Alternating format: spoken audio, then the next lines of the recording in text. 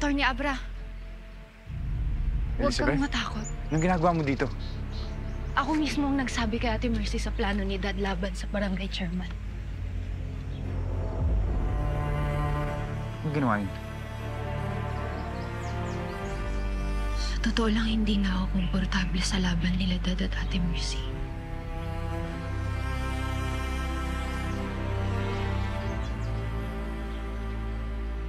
At sa kabila ng lahat, kapatid ko pa rin si Ate Mercy.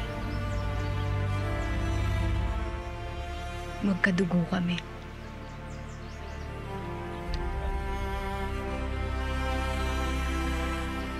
Abra, mag-ingat ka.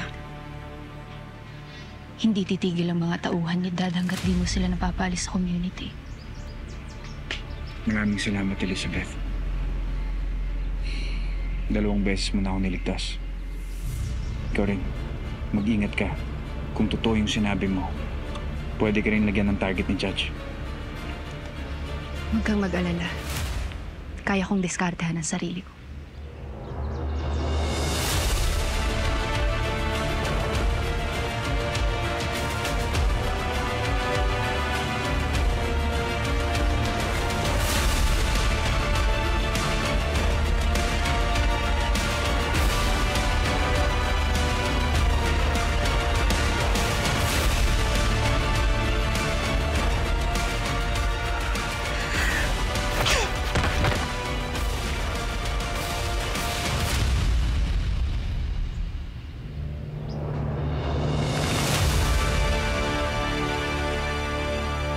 Jay Caparaz, lumuhod ka sa lupa.